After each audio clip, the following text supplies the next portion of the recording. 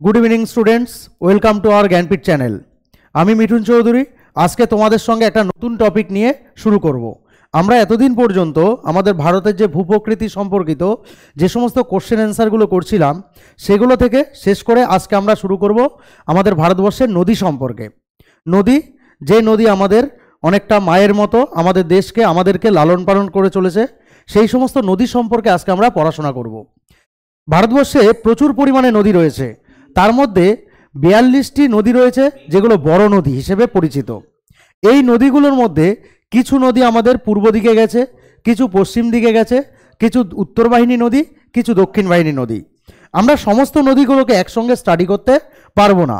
আমরা যারা বড় ধরনের এক্সামের জন্য প্রতিযোগিতায় নামছি তাদের জন্য কিন্তু এই ভিডিওটা খুব সুন্দর হতে চলেছে। অবশ্যই তোমরা আজকে আমরা যে ভিডিওটা তৈরি করছি সেটা অনেকটা ডেসক্রিপটিভ টাইপের। এর পরবর্তীকালে আমরা কি করব, এই নদীভিত্তিক বিভিন্ন কোশ্চেন এবং অ্যান্সার এবং প্রিভিয়াস ইয়ার যে সমস্ত কোশ্চেনগুলো এসেছে সেগুলো সম্পর্কে আমরা অবশ্যই আলোচনা করব। চলো আজকে শুরু করি। আমাদের যে নদীগুলো সম্পর্কে আজকে আলোচনা করব সেগুলো হলো আমাদের ভারতবর্ষের পূর্ব বাহিনী নদীগুলো সম্পর্কে। এই পূর্ব বাহিনী নদীগুলো আমাদের মূলত দক্ষিণ ভারতের দিকেই বেশি প্রবাহিত হয়েছে। তারা দক্ষিণ ভারতের দিকে উৎপন্ন হয়ে সেগুলো কোন দিকে গেছে, পূর্ব দিকে। আমরা যদি আমাদের একেবারে ম্যাপটার দিকে তাকাই তাহলে আমাদের মাথার দিক হবে উত্তর দিক, আমাদের পায়ের দিক অর্থাৎ নিচের দিক হবে দক্ষিণ, আমাদের ডান হাত এটা হবে পূর্ব, আর আমাদের বাঁ হাত সেটা হবে পশ্চিম দিক। তাহলে আমরা কোন কোন নদীগুলোকে এখানে মূলত দক্ষিণ বাহিনী নদী বলবো বা পূর্ব বাহিনী নদী বলবো, আমরা এখানে দেখেই কিন্তু মানে মোটামুটি একটা আইডিয়া করে নিতে পারছি যে কোন নদীগুলো পূর্ব দিকে যাচ্ছে। চলো শুরু করি। প্রত্যেকটা নদী সম্পর্কে আমরা ধরে ধরে আলোচনা করব। তাহলে প্রথমে দেওয়া রয়েছে দেখো প্রবাহের দিক, পূর্ব বাহিনী। নদীর নাম মহানদী, আমরা অনেকেই এই নদীর নাম শুনেছি। দৈর্ঘ্য কত কিলোমিটার? 851 কিলোমিটার। এই নদীর যে অববাহিকা বা ক্ষেত্রফল সেটা 1,41,589 বর্গ কিলোমিটার এরিয়া জুড়ে এই নদীর অববাহিকার ক্ষেত্রফল রয়েছে। তাহলে আমরা একটু জেনে নেই নদীর অববাহিকা বলতে আমরা কাকে বোঝাতে চাইছি। কোনো একটা নদী যখন তার প্রধান নদী সেটা যে জায়গা থেকে উৎপন্ন হয়ে, ধরো কোনো একটা উচ্চভূমি বা কোনো একটা পর্বতশৃঙ্গ বা কোনো একটা হ্রদ থেকে উৎপন্ন হয়েছে, সেই নদী উৎপন্ন হয়ে কি হয়, তারপরে তার প্রবাহকালটা এবং লাস্টে কি করে কোনো একটা জলাশয়ে, বিরাট বড় জলাশয়ে সে পতিত হয়। তাহলে তার প্রবাহ পথের মধ্যে উৎস থেকে মোহনা পর্যন্ত এই যে প্রবাহ পথ, এই প্রবাহ পথের মধ্যে আমরা কখনো দেখি তার সঙ্গে ছোট ছোট নদীগুলো এসে মিলিত হতে থাকে, ছোট ছোট নদীগুলো এসে মিলিত হতে থাকে। তাহলে তাদেরকে কি বলি আমরা? উপনদী। তাহলে যে সমস্ত প্রধান নদীগুলো রয়েছে, প্রধান নদীর সঙ্গে যে সমস্ত ছোট ছোট নদীগুলো এসে মিলিত হয় তাকে বলে উপনদী। আবার এই প্রধান নদী থেকেই দেখা যায় কোনো সময় কোনো একটা তার ছোট নদী বেরিয়ে যায়, তখন আমরা তাকে বলি শাখা নদী। তাহলে একটা প্রধান নদী, তার উপনদী, তার শাখা নদী, এই সমস্ত তার উৎস থেকে মোহনা পর্যন্ত যে পথের মধ্য দিয়ে অতিক্রান্ত হয় সেই পথটাকে সম্পূর্ণভাবে বলে হলো গিয়ে নদীর অববাহিকা অঞ্চল। তাহলে এই নদীর যে অববাহিকা অঞ্চল সেটা কিন্তু একটা প্রধান নদী, তার উপনদী, তার শাখা নদী, সমস্ত দিকটাকে নিয়ে টোটাল যে ক্ষেত্রমানের মধ্যে বিস্তার লাভ করে সেটাই কিন্তু নদীর অববাহিকা অঞ্চল। পৃথিবীর ক্ষেত্রে সবথেকে বড় নদী অববাহিকার নাম কি? আমাজন। তাহলে পৃথিবীর ক্ষেত্রে সবথেকে বড় নদী অববাহিকার নাম আমাজন নদীর অববাহিকা। এই আমাজন নদীর অববাহিকার পর যদি আমরা ধরি আমাদের ভারতবর্ষের ক্ষেত্রে, তাহলে সেটা কিন্তু অবশ্যই হবে আমাদের গঙ্গা নদীর অববাহিকা। তাহলে গঙ্গা নদীর অববাহিকা হলো গিয়ে ভারতের সবথেকে বড় নদী অববাহিকা। চলে আসি আমাদের মহানদীর মধ্যে। উৎস কোথায়? ছত্তিশগড়ের রায়পুরের সিয়াওয়া উচ্চভূমি থেকে, অর্থাৎ দণ্ডকারণ্য যেখানে অবস্থিত সেখান থেকে উৎপত্তি লাভ করেছে। নেক্সট চলে আসে মোহনা। বেশিরভাগ আমাদের যে পূর্ব বাহিনী নদীগুলো রয়েছে তারা বেশিরভাগ ক্ষেত্রে কোথায় পড়েছে? বঙ্গোপসাগরে। বঙ্গোপসাগর আমাদের ভারতবর্ষের পূর্ব দিকে ক্রান্তীয় অঞ্চল অবস্থিত একটা হলো গিয়ে সাগর। উপনদীর নাম কি? আমাদের পরীক্ষার সময় কিন্তু অবশ্যই ইম্পর্টেন্ট হয়ে যায় যে সমস্ত নদীগুলো সম্পর্কে আমরা জানি তাদের উৎস কোথায়, তাদের মোহনা কোথায়, তাদের উপনদীর নাম কি কি। তাহলে এখানে মহানদীর উপনদী কি কি আছে? শিবনাথ, অঙ্গ, মান্দ, এই সমস্ত নদীগুলো কিন্তু তার উপনদী। প্রবাহপথের রাজ্য। তাহলে আমাদের অনেক সময় পরীক্ষার মধ্যে কোশ্চেন আসে যে মহানদী কোন রাজ্যের প্রধান নদী। তখন কিন্তু তোমাকে বলতে হবে এখানে উড়িষ্যা রাজ্য বলে রয়েছে, উড়িষ্যার প্রধান নদী কি? মহানদী। এবার যদি পরীক্ষার মধ্যে কোশ্চেন আসে যে উড়িষ্যা ছাড়াও এই মহানদী আর কোন রাজ্যের মধ্যে প্রবাহিত হয়, তখন কিন্তু এখানে উত্তরটা হবে ছত্তিশগড় রাজ্যের মধ্যে। তাহলে এখানে কিন্তু উৎপত্তি দেখতে পারো তোমরা, কোথা থেকে হয়েছে? ছত্তিশগড়ের রায়পুরের সিয়াওয়া উচ্চভূমি বলে যে জায়গাটা, সেখান থেকে কিন্তু উৎপত্তি লাভ করেছে। বিশেষ বৈশিষ্ট্য বা বিশেষ তথ্য বলতে কি বোঝায়? এখানে এই নদীর গতিপথে এমন কোনো ঘটনা বা এমন কোনো জিনিস আছে যেটা কিনা আমাদের মধ্যে একটা ভালো বিস্তার লাভ করেছে। যেরকম কি, যে মহানদীর গতিপথে হীরাকুদ যে বাঁধ, ভারতের দীর্ঘতম মাটির বাঁধ যেটা রয়েছে হীরাকুদ, তাহলে এই হীরাকুদ বাঁধ কিন্তু মহানদীর গতিপথে অবস্থিত। হীরাকুদ বাঁধ কোন রাজ্যে অবস্থিত? সেটা কিন্তু উড়িষ্যা রাজ্যে অবস্থিত। আশা করি তোমাদের অবশ্যই ভালো লাগছে, দেখতে থাকো ভিডিওটা। তাহলে নেক্সট আমরা নদীতে কোথায় চলে যাব? গোদাবরী নদী। আমরা সমস্ত নদীগুলো সম্পর্কে আজকে স্টাডি করছি, সমস্তটাই কিন্তু পূর্ব বাহিনী নদী। তাহলে গোদাবরী নদী, গোদাবরী নদীকে তোমরা অনেকেই নাম শুনেছ, যাকে আমরা কিনা দক্ষিণ ভারতের গঙ্গা বলে থাকি। কেন? কারণ দৈর্ঘ্যের দিক থেকে দক্ষিণ ভারতের সব থেকে বড় নদী। 1465 কিলোমিটার দৈর্ঘ্যযুক্ত গোদাবরী নদী ভারতবর্ষের দ্বিতীয় বৃহত্তম নদী। তোমাকে মাথায় রাখতে হবে কিন্তু, কারণ আমরা অনেকেই কিন্তু যে গঙ্গার পরে কোন নদী ভারতের দীর্ঘতম, তখন আমরা অনেকেই বলি যে সিন্ধু নদী দীর্ঘতম, অনেকেই ব্রহ্মপুত্র নদীতে চলে যায়। কেন? তাদের দৈর্ঘ্য অনেক বেশি, তার জন্য। কিন্তু অবশ্যই না। কেন না? কারণ সিন্ধু এবং ব্রহ্মপুত্র এই দুটো নদীর মাত্র অল্প কিছু পরিমাণে আমাদের ভারতবর্ষের মধ্য দিয়ে প্রবাহিত হয়েছে।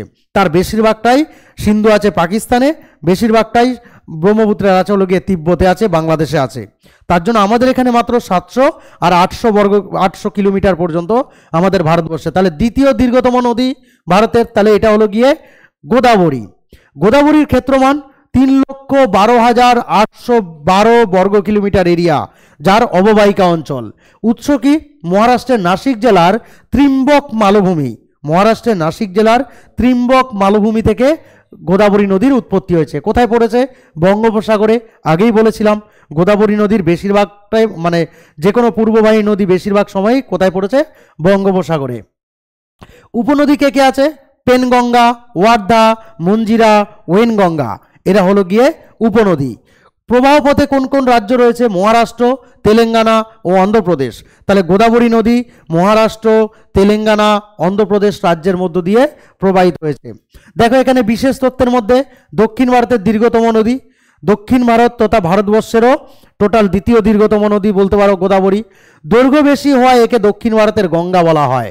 তাহলে দৈর্ঘ্যের দিক থেকে যেহেতু গঙ্গার সঙ্গে তুলনা করা হয়, গঙ্গা ভারতের একক দীর্ঘতম নদী, তার জন্য একে দক্ষিণ ভারতের গঙ্গা বলা হয়।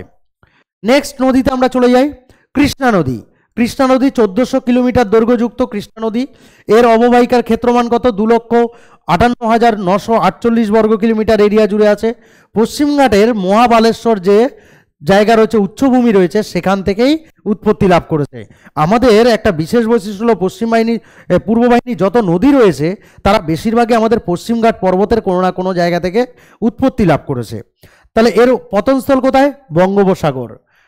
উপনদীগুলো কি কি আছে? তুঙ্গভদ্রা, ভীমা, মুসি, ঘাটপ্রভা, কয়না। তাহলে এই সমস্তগুলো হলো গিয়ে তার উপনদী। প্রবাহপথে অবস্থিত রাজ্য কোথায় হয়েছে? মহারাষ্ট্র, কর্ণাটক ও অন্ধ্রপ্রদেশ রাজ্য। মহারাষ্ট্র, কর্ণাটক ও অন্ধ্রপ্রদেশ রাজ্য। বিশেষ তথ্য কি আছে? জলপ্রবাহ ও অববাহিকার ক্ষেত্রমান অনুসারে ভারতের চতুর্থ বৃহত্তম নদীর নাম কি? সেটা হলো গিয়ে কৃষ্ণা। চতুর্থ বৃহত্তম নদী হলো গিয়ে কৃষ্ণা। নেক্সট, কাবেরী নদী। কাবেরী নদীর দৈর্ঘ্য কত কিলোমিটার? 800 কিলোমিটার কাবেরী নদীর দৈর্ঘ্য। নদী অববাহিকার ক্ষেত্রমান কত? 81,155 বর্গ কিমি এরিয়া। পশ্চিমঘাটের ব্রহ্মগিরি পর্বতের তালা কাবেরী থেকে উৎপন্ন হয়েছে। তাহলে এখানে কিন্তু কাবেরী, তাহলে একটু মনে রাখবে যে কাবেরী নদীর উৎপত্তিস্থল তালা কাবেরী, সেটা পশ্চিমঘাট পর্বতের অবশ্যই ব্রহ্মগিরি যে পর্বত রয়েছে সেখান থেকে তালা কাবেরী দিকে উৎপত্তি হয়েছে। মোহনা কোথায় রয়েছে? বঙ্গোপসাগর। এর যে উপনদীগুলো রয়েছে সেগুলো হিমবতী, সিমসা, ভবানী। পরীক্ষার সময় তোমাদের কোশ্চেন আসবে যে ভবানী কোন নদীর উপনদী? এইবার 4টে অপশান, কাবেরী, কৃষ্ণা, গোদাবরী, পেরিয়ার বলে অপশান দিয়ে দিল, তার মধ্যে কি হবে? কাবেরী নদী। তাহলে মনে রাখতে হবে অবশ্যই প্রত্যেকটা উপনদীকে কিন্তু তোমাকে মনে রাখতে হবে। একটার যদি মনে থাকে তুমি কিন্তু অন্য অপশান অনুযায়ী সেই কোশ্চেনের উত্তর দিকে এগিয়ে যেতে পারবে। কোন কোন রাজ্যের মধ্য দিয়ে প্রবাহিত হয়েছে? কর্ণাটক ও তামিলনাড়ু। আমরা অনেক সময় দেখে থাকি যে কর্ণাটক ও তামিলনাড়ুর মধ্যে কিন্তু এই জলবন্টন, কাবেরীর যে জলবন্টন রয়েছে সেই জলবন্টন নিয়ে অনেক প্রবলেম হয়।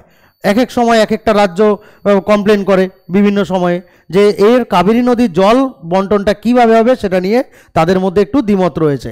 তাহলে বিশেষ তথ্য কি? পবিত্র নদী বলে এটিও দক্ষিণ ভারতের গঙ্গা নামে পরিচিত। তাহলে আমরা আগে পড়েছিলাম কি গোদাবরী নদী। এই দুটো জায়গায় কিন্তু একটু ক্লিয়ার করে নাও।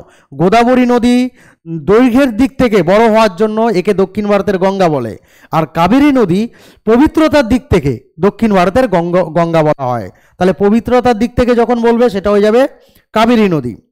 পরে নদীতে চলে যাই, সেটা হলো গিয়ে সুবর্ণরেখা। অনেকেই নাম শুনেছ। দৈর্ঘ্য কত? 395 কিলোমিটার দৈর্ঘ্য। অববাহিকার ক্ষেত্রমান 29,196 বর্গ কিমি। এটা কোথায়? উৎস কোথায়? ঝাড়খণ্ডের রাঁচি মালভূমি থেকে। আমরা অনেকেই অনেক সময় বলে থাকি যে কেউ যদি একটু এদিক সেদিক চালচলন করে তোকে রাঁচি পাঠিয়ে দেওয়া হবে। কেন? রাঁচি পাগলা গারদ রয়েছে, ভারতবর্ষের বড় পাগলা গারদ রাঁচিতে রয়েছে। তাহলে কিন্তু রাঁচি থেকে একটা ভালো জিনিসেরও উৎপত্তি, দেখো সুবর্ণরেখা নদীর উৎপত্তি হয়েছে। তাহলে মোহনা কি? বঙ্গোপসাগর, বঙ্গোপসাগরী মোহনা। এর গতিপথে কি আছে? খড়কাই, রোরো, কাঞ্চি, সিঙ্গাডুবা, এরা সবাই কি? উপনদী। প্রবাহ পথে কোন কোন রাজ্য রয়েছে? ঝাড়খণ্ড, যেহেতু ঝাড়খণ্ড থেকে উৎপত্তি হয়েছে রাঁচি থেকে। তারপরে উড়িষ্যা ও পশ্চিমবঙ্গ রাজ্য। আমাদের পশ্চিমবঙ্গের মধ্য দিয়েও কিন্তু সুবর্ণরেখা নদী প্রবাহিত হয়েছে। এই নদী কর্কটক্রান্তি রেখাকে দুবার অতিক্রম করেছে। এই যে সুবর্ণরেখা নদী, এই নদী কর্কটক্রান্তি রেখা, আমাদের যে কর্কটক্রান্তি রেখা আমাদের ভারতবর্ষের মাঝ বরাবর প্রবাহিত হয়েছে, 8টা রাজ্যের মধ্য দিয়ে প্রবাহিত হয়েছে। সেখানে এই নদী সুবর্ণরেখা তাকে দুবার অতিক্রান্ত করেছে। নেক্সট যে নদী সম্পর্কে আমরা পড়বো সেটা হলো ব্রাহ্মণী নদী। ব্রাহ্মণী নদী 799 কিলোমিটার দৈর্ঘ্যযুক্ত, 26,831 বর্গ কিমি এরিয়া, ক্ষেত্রমান। এটা কোথায় উৎপত্তি হয়েছে? রোরকেল্লার নিকট দক্ষিণ কোয়েল ও শঙ্খ নদীর মিলনে দুটো ছোট ছোট নদী তারা একত্রিত হয়ে এই ব্রাহ্মণী নদীর সৃষ্টি করেছে। ঠিক আছে, তাহলে এর মোহনা কোথায়? বঙ্গোপসাগর। আমরা সবই পূর্ববাহিনী নদীর সব মোহনাগুলো কোথায় পাচ্ছি? বঙ্গোপসাগরে। এই নদীর উপনদী কি হবে? কুরা, সংখাদ, টিকরা। কুরা, সংখাদ, টিকরা, ছোট ছোট উপনদী রয়েছে এর মধ্যে। এটার প্রবাহপথে অবস্থিত রাজ্য কি? উড়িষ্যা। উড়িষ্যা রাজ্যের মধ্য দিয়ে ব্রাহ্মণী নদী প্রবাহিত। উড়িষ্যার দ্বিতীয় দীর্ঘতম নদী, উড়িষ্যার দ্বিতীয় দীর্ঘতম নদী হলো গিয়ে ব্রাহ্মণী। নেক্সট চলে যাই পেন্নার। পেন্নার নদীর দৈর্ঘ্য 597 কিলোমিটার। এটা একটা পূর্ববাহী নদী। এর প্রবাহপথে অববাহিকার দৈর্ঘ্য হলো 55,213 বর্গ কিলোমিটার। কোথা থেকে উৎপত্তি হয়েছে? কর্ণাটকের নন্দীদুর্গ চূড়ার প্রস্রবণ থেকে। প্রস্রবণ আমরা জানি আমাদের পশ্চিমবঙ্গে একটা উষ্ণ প্রস্রবণ রয়েছে, বক্রেশ্বর। ঠিক এরকমই একটা প্রস্রবণ থেকে কর্ণাটকের নন্দীদুর্গ প্রস্রবণ যেটা চূড়া আছে সেখান থেকে উৎপত্তি হয়েছে। মোহনা কোথায়? বঙ্গোপসাগর। উপনদীর নাম কি? জয়মঙ্গলী, কুন্দেরু, চিত্রাভরী। এগুলো হলো গিয়ে কার?